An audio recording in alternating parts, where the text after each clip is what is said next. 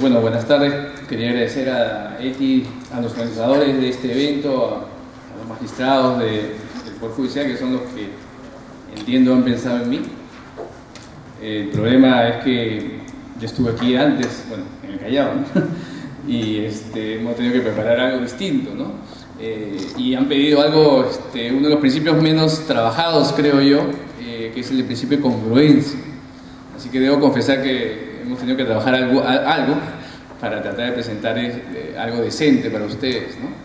Se nos ha ocurrido sobre todo mezclar la presentación con sentencias de la Corte Suprema y del Tribunal Constitucional para ver casos prácticos y en qué medida, ¿no?, el principio de congruencia es uno de los aspectos, uno de los principios, creo yo, menos trabajados, pero a su vez nos da la impresión que tiene una profundidad técnica muy interesante, a tal punto que a veces, inclusive para la propia Suprema, no queda muy clara su ámbito de aplicación, ¿no? Así que vamos a hablar de 5 cosas. Me pidieron una presentación general sobre los principios procesales. Yo voy a hacerlo lo más genérica posible, con incidencia en 2 temas nada más, y luego entraré de llano del punto 2 al 5 a los principios al principio de congruencia, que es el que pues los magistrados y los especialistas del Callao han pedido un poco compartir, ¿no?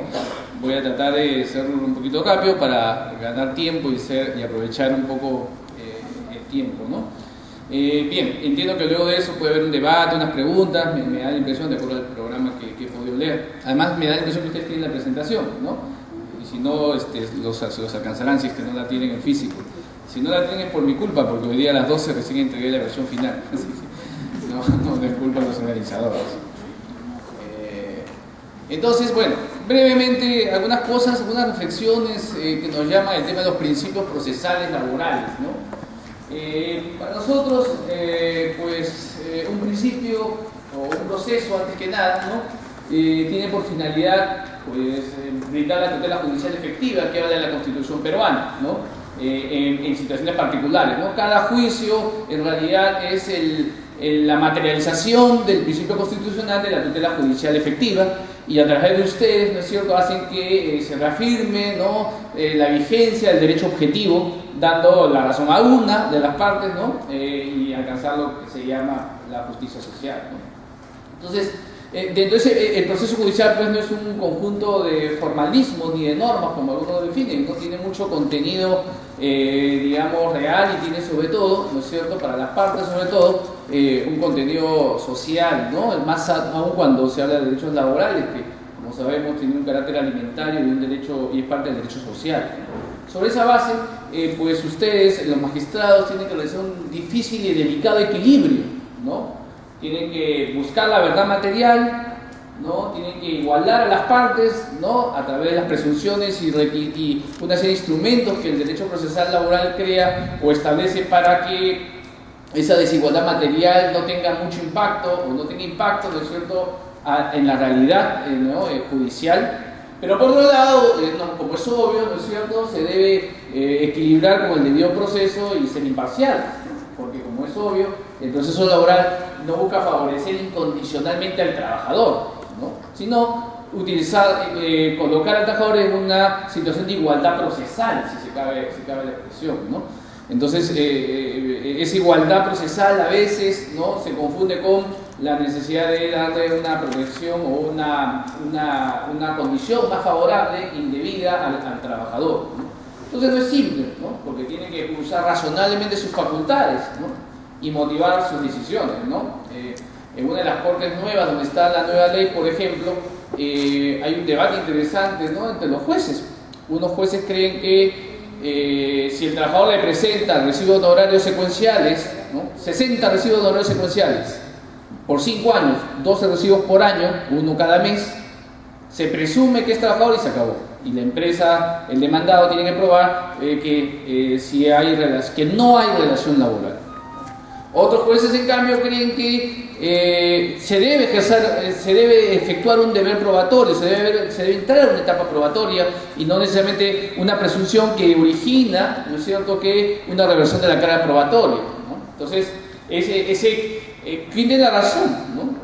La presunción inmediata de laboralidad y sin una etapa probatoria para la parte del trabajador y consecuentemente el demandado tiene que probar que no es trabajador y que esa presunción de si hay prestación personal y remuneración hay subordinación y en consecuencia trabajador es suficiente, o la otra posición que dice que no, que tiene que haber un ejercicio probatorio, una etapa probatoria, que aun cuando se presente un recibo honorario mensual por 5 años, igual tiene que haber una etapa probatoria en garantía del debido proceso, ¿no?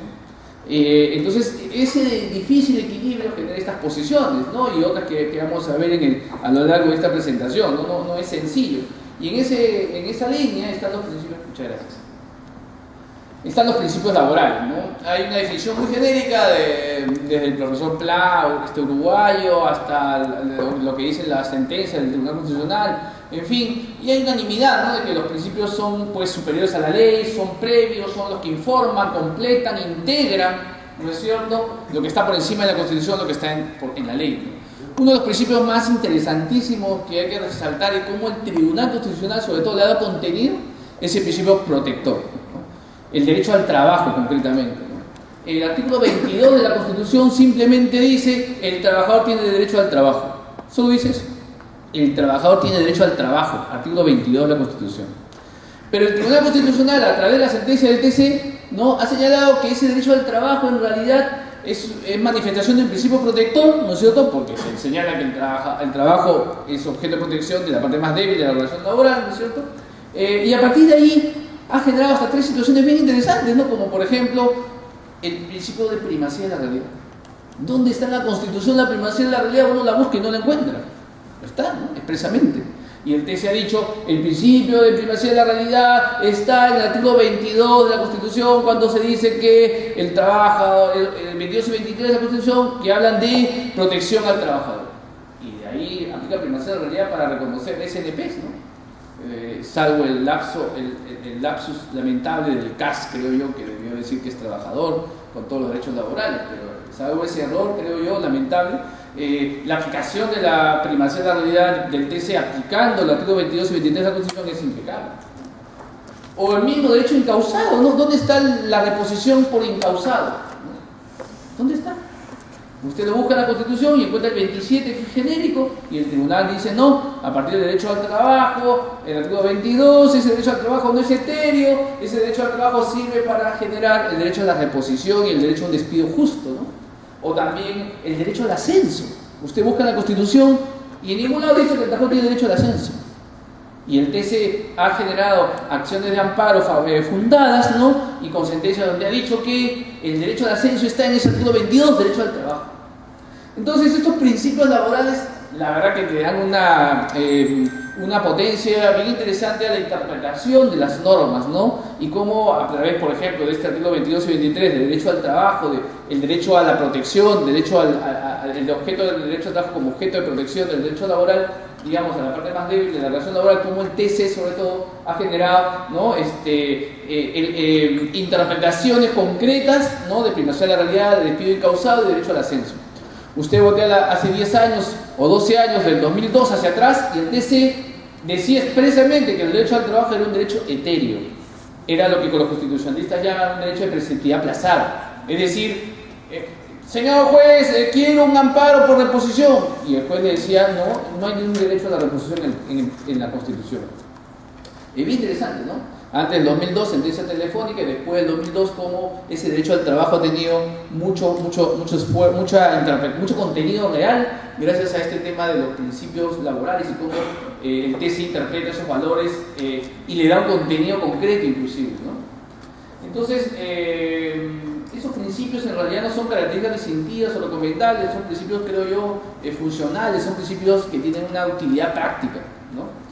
Entonces, los principios pueden tener hasta 3 puntos, ¿no? 3 formas de manifestarse, si quieren, o funciones, como ha dicho más de un laboralista, ¿no?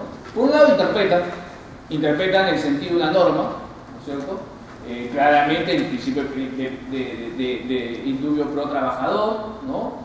Informadora, inspiran al legislador, ¿no? Integrativa, sobre todo los jueces, ¿no? Cubren lagunas o vacíos, ¿no? esa función integrativa del TC para reconocer el incausado, para reconocer la privacidad de la realidad, o reconocer el derecho al ascenso, a mí me parece fenomenal, ¿no? Cómo el TC ha dado contenido tremendo a eso, ¿no? Entonces, de las tres, sobre todo, me da la impresión, ¿no? La interpretativa y la integrativa son herramientas que los jueces laborales, ¿no es cierto?, pueden usar mucho en el día a día, ¿no? Yendo a los principios laborales, porque quiero honestamente centrarme en la congruencia, que es el que pues, los magistrados han pedido, sobre todo, ¿no? Están estos 6 principios que hemos seleccionado, más el de congruencia, que no lo hemos puesto porque es el que se va a desarrollar plenamente, ¿no? La inmediación, la oralidad, la concentración, la celeridad, la economía procesal y la veracidad, ¿no? Algunos hablan pues, de si son principios o características del derecho procesal laboral. La verdad que no me parece que es una discusión técnica bien interesante, pero de laboratorio, ¿no? Es decir, en la práctica lo importante es que se aplica, ¿no? Hay toda una discusión doctrinaria enorme hoy día en algunos autores, entre 2 o 3 autores procesalistas, sobre si estos son principios o características, ¿no? Sobre todo entre procesalista civil y procesalista laboral, ¿no? El procesalista civil, hay un procesalista civil que dice que son características y no principios que dan autonomía al proceso laboral. En fin, lo que fuera, creo yo que luego de esa discusión teórica interesante, en la práctica es que se aplican, ¿no? Están en la norma además, ¿no? La inmediación creo que es un tema fundamental, ¿no? Creo que de todos los principios el más pragmático, el más utilitario, más que la oralidad, a mí me gusta más la inmediación, porque esta relación que se ha generado con la oralidad y la necesidad de, ¿no es cierto?, como dice hoy día, oralizar el juicio laboral, oralizar el proceso, me parece interesantísimo, ¿no? Esta posibilidad de que el juez tenga, y el demandante y el demandado, las 3 partes por primera vez en un proceso laboral tengan en el mismo momento y grabado encima el mismo conocimiento, la misma intensidad del conocimiento de la prueba, me parece extraordinario, ¿no? Entonces, y que se valore a la vez y que el juez la resuelva en ese momento y que, en fin, toda esa inmediación, la verdad que ha vuelto hoy día sí, ¿no es cierto?, al asistente judicial o a un secretario, ¿no es cierto?, a un papel segundo, y realmente el juez debería tener, ¿no?, tal cual está planteado el proceso, de la participación preeminente, ¿no? Entonces, a mí la verdad que me gusta mucho ese principio, y cuando uno asiste a las audiencias o ve las audiencias, ¿no es cierto?, sobre todo las de video, ¿no? Reconozco que las de audio, como las de Arequipa, me cuestan mucho seguir. En cambio, las de video, pues, con imagen se nota pues, las actitudes de las partes y las conductas no verbales y cómo el juez actúa, y la verdad que las posibilidades de alcanzar esa verdad material que habla la ley procesal del trabajo son muy cercanas, digamos, con esto de la inmediación. La oralidad es lo que más se debate, ¿no es cierto?, y lo que más se trata en las charlas, en los seminarios. No quisiera entrar ahí mucho allí, ¿no es cierto?, pero lo cierto es que es predominantemente verbal, ¿no es cierto?, pero no deja de ser escrito, ¿no?, porque hay contestación de demanda y demanda, y que son las que establecen de alguna u otra forma, ¿no es cierto?, la materia controvertida o las materias controvertidas, y de eso no se debería salir uno, me da la impresión, ¿no? Entonces yo paso la oralidad, la concentración, que es obvia, ¿no es cierto?, ya no hay notificaciones, y todas las audiencias se reducen casi a 1 o a 2, como la de conciliación. La celeridad ya depende de la realidad, ¿no? La celeridad no está en la ley, sino en la realidad, ¿no? Lamentablemente hay algunas cortes que se están entrando ya a la lentitud, ¿no?, como la corte de Chiclayo, la de Lambayeque, ¿no? Es una de las que más atrasadas por la cantidad de carga que hay. Ojalá que eso no les pase a ustedes, la verdad. Son una corte adecuada como para que se respeten los procesos en sus tiempos, ¿no? Ya en Lima se están citando algunas audiencias en algunos juzgados para conciliación luego de 3 o 4 meses de presentar la conciliación, de presentar la demanda. Con eso nomás estamos fuera, ¿no?, del proceso. Y en algunas cortes de provincia el juzgamiento es 1 año después, ¿no?, después de la conciliación. Ojalá que no les pase eso, ¿no? Pero la celeridad, la verdad, no la imprime la ley, la imprime la carga procesal y la habilidad de ustedes para tratar de reducir esa carga procesal, ¿no? La celeridad no está en la ley. Y la economía procesal derivada de la celeridad también es obvia, ¿no? De menos gastos, aunque los trabajadores y las empresas dicen todo lo contrario, que los gastos más bien han subido, ¿no? Porque la participación de los abogados en las audiencias es determinante, ¿no? Y hoy día pues y eso desafortunadamente tiene un impacto en los honorarios, ¿no? Entonces, tanto trabajadores como empresas, esto de la economía procesal, que la nueva ley es menos costosa, no es tan cierto en algunos casos, ¿no? La veracidad, que es obvio y que la congruencia busca ir allí, a mí me parece que esa veracidad en algunos casos no es un principio, sino es la consecuencia de todo, ¿no? Es la búsqueda más que un principio. Además, todo proceso debería buscar eso, ¿no? Pero en fin, está ahí y lo mantenemos, ¿no? Al final, yo creo que las novedades de la ley y la relación con los principios, a mí me parece fundamental esto de las notificaciones electrónicas y cómo el juez hoy día, sobre todo, lo que está ahí en el tercer párrafo de la presentación que ustedes tienen a la vista, es ese rol del juez, ¿no? Nunca como antes el juez tiene una voz, pero fundamental, ¿no? Desde su ubicación, está más arriba, como yo frente a ustedes, está al medio, las dos partes están a los dos costados, él está al frente, la cámara enfoca sobre todas las partes. A mí me parece que ese rol protagónico alimentado por la escenografía procesal, más todos estos principios y toda la capacidad de interrogación, presunciones, más la evaluación de las conductas, hacen que la combinación sea bien interesante, ¿no? Creo que el único problema es el tema del colapso, ¿no? De procesar por la carga. Salvo eso, creo que lo demás son dudas, discusiones propias de un nuevo proceso, ¿no? Pero en algún momento cada vez más llegaremos a convencionalismo, llegaremos a costumbres, llegaremos a tradiciones, como cuando uno va, si ustedes, hoy día hay que ir de turismo a Chile, ¿no? Yo creo que si hay la posibilidad de en vez de irse a Punta Cana, a esos lugares calurosos, ustedes deberían ir, si no han ido a Chile, ¿no? Las audiencias son públicas, la pueden ver en internet y reservarse tal día y vean cómo las audiencias judiciales en Chile son un ejemplo a seguir, ¿no? No creo que sea perfecto, ¿no? Porque para empezar, normalmente son grabados del sonido, pero la participación de los jueces, las actitudes y cómo los abogados se han acostumbrado a manejar las cosas es impresionante, ¿no? Yo creo que a eso debemos llegar, ¿no? Pero a mí me parece que estos principios, en resumen, le dan la herramienta a ustedes, a los jueces, como para encontrar esa verdad material, ¿no? Yo ahora quería entrar ya de lleno a lo que me han pedido. Incida, por favor, me pidieron en congruencia, entonces el único problema fue que no teníamos nada de eso, ¿no? En lo particular, así que hemos tenido que partir de cero.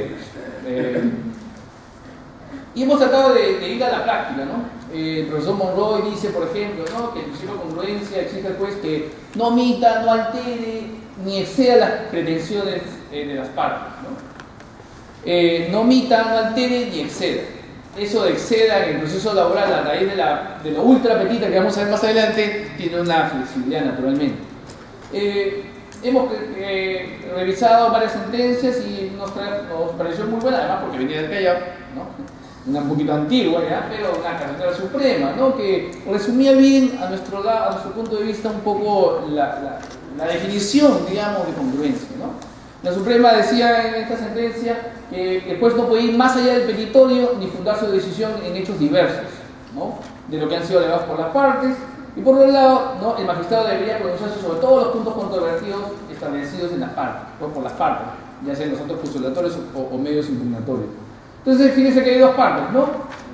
La sentencia no puede ir más allá del petitorio ni fundarse en hechos diversos no alegados y debería pronunciarse sobre todos los hechos controvertidos.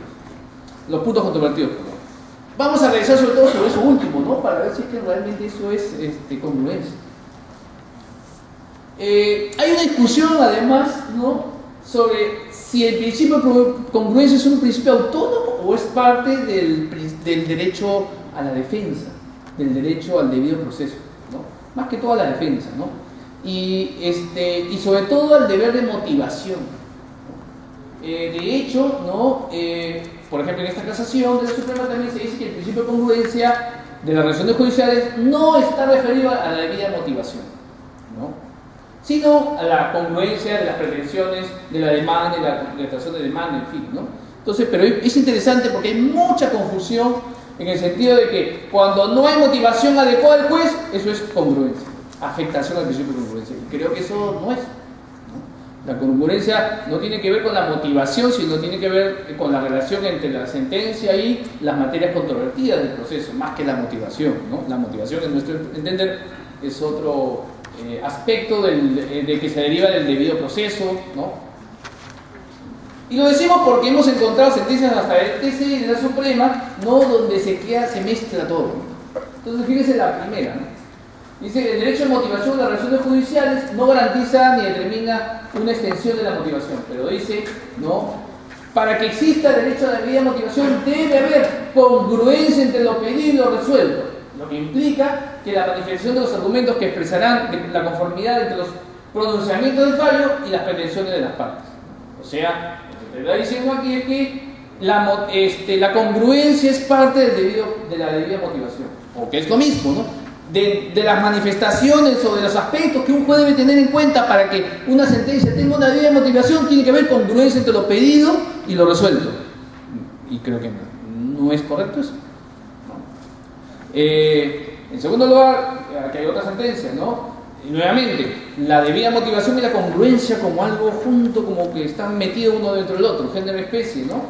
Es una sentencia de la Suprema, la anterior fue una sentencia del TC, todas están citadas ahí, no lo estamos inventando. Entonces dice, la casación dice, no, se observa que integrando la esfera de la debida motivación se halla el principio de congruencia.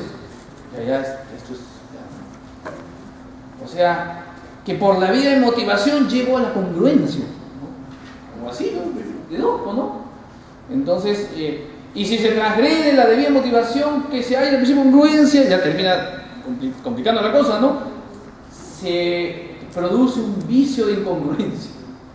O sea, no se afecta a la debida motivación, sino un vicio de congruencia, ¿no? Entonces, y cuando lo define dice que es el desajuste entre el fallo judicial y los términos que las partes han formulado sus pretensiones. La última parte creo que es correcta, ¿no? La congruencia es el ajuste que debe haber entre el fallo y las pretensiones de las partes, ¿no? El ajuste, ¿no? Ya después verá quién le da la razón, pero tiene que haber un ajuste, no una armonía, ¿no? Pero de ahí pasar a que eso genera la debida motivación, hay un tremendo trecho, creo yo, de construcción jurídica, ¿no? Y la última sentencia del TC, ¿no? El derecho a la motivación de las relaciones judiciales se respeta siempre y cuando haya congruencia entre lo pedido y lo resuelto. Creo que no es correcto, nuevamente, ¿no? A mi modo de ver particular, eso no es congruencia, ¿no? Si la sentencia no está mal motivada, es nula seguramente, pero no por congruencia. Lo será por afectación al debido proceso, lo será por la tutela judicial efectiva, lo que fuera, o será simplemente porque no estás motivada, ¿no? Pero de ahí a pasar a la congruencia, pues creo que hay mucho trecho, ¿no? Entonces, era muy importante esto porque cuando hemos empezado a ver esto, la congruencia, hemos descubierto esto, ¿no? La verdad que no lo tenía muy claro, ¿no? Que había este tratamiento medio confuso entre la debida motivación y el principio de congruencia, ¿no?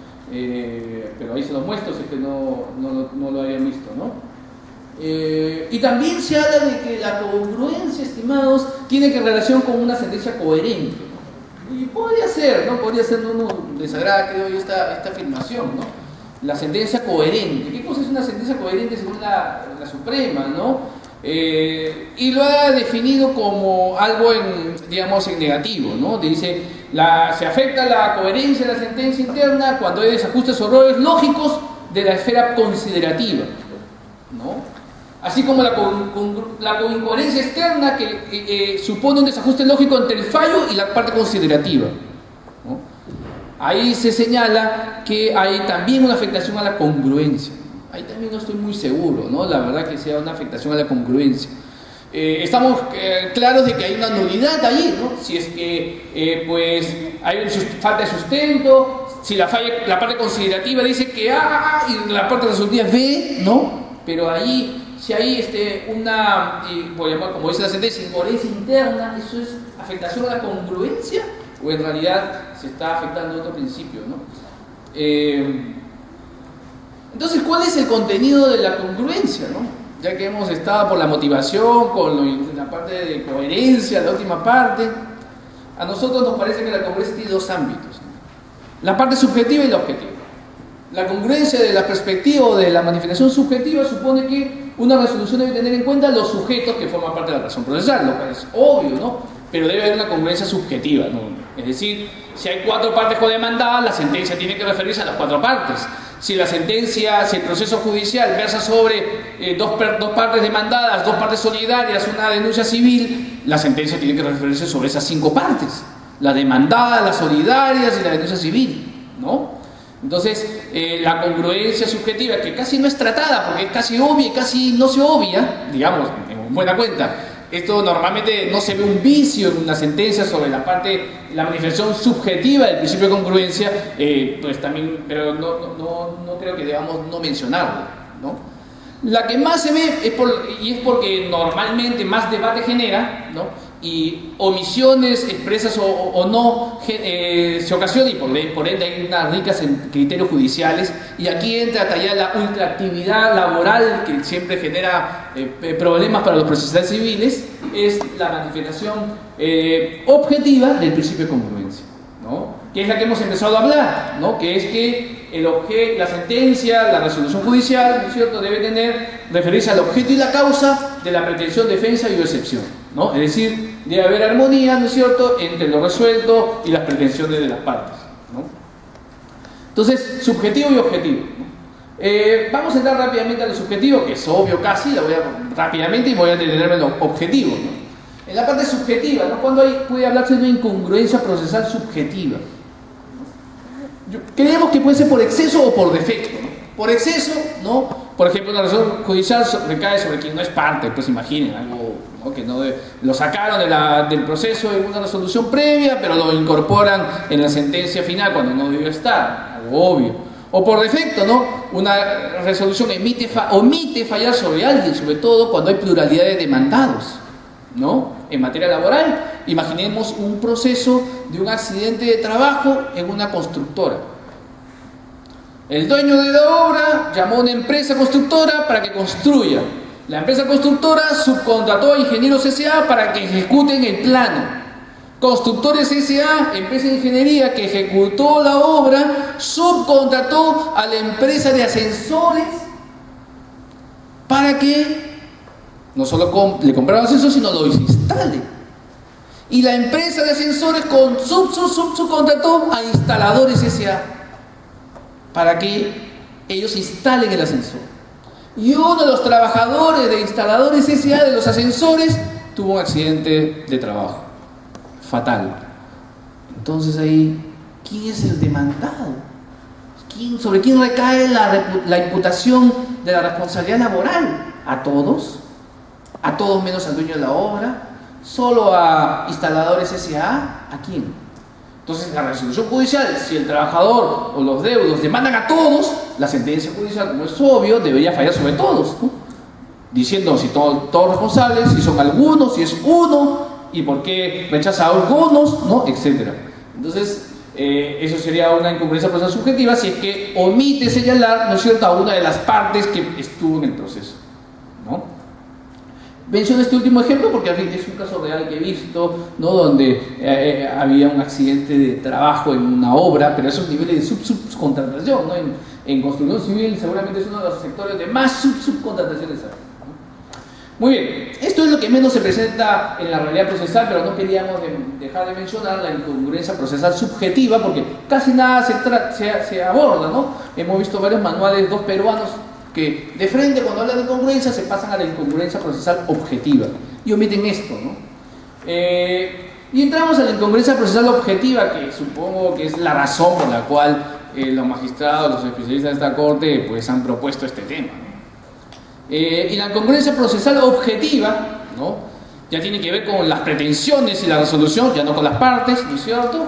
Tiene hasta 4 manifestaciones, 4 vicios de incongruencia: el extrapetita, el ultrapetita, el cifrapetita y el infrapetita, ¿no?, todos los petitas. Entonces, el extrapetita, ¿no es cierto?, es cuando se alega algo, pues que se resuelve o se puede resolver algo, ¿no es cierto?, no alegado, ¿no? Se dice que es el exceso en términos cualitativos, ¿no?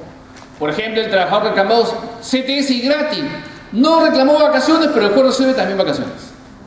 Pero eso no fue materia controvertida, ¿no? Eso es extrapetita, ¿no?, cuando exceden los términos cualitativos, ¿no? Entendemos nosotros cuando hay un beneficio social no demandado y es resuelto por el juez, a pesar de que no se ha demandado, y al no ser demandado no fue materia de la controversia de la contestación de demanda, ¿no? Hay una discusión, ¿no?, porque algunos señalan que si en la audiencia o un juzgamiento aparecen las vacaciones, el trabajador dice: ¡ay, me deben vacaciones! Y la otra parte dice: no, no te debo. pero sí me debes, y aparece como controversia en las vacaciones, y hasta se debate sobre vacaciones y las pruebas de vacaciones, el juez debe resolver sobre vacaciones también. Y eso es válido, no había incongruencia procesal extrapetita, dicen algunos. Este es uno de los temas discutibles del proceso laboral, ¿no? En mi opinión particular, el juez no puede resolver ese tema porque no fue materia de la demanda ni la contestación de demanda. Yo no podría meter una materia que no ha sido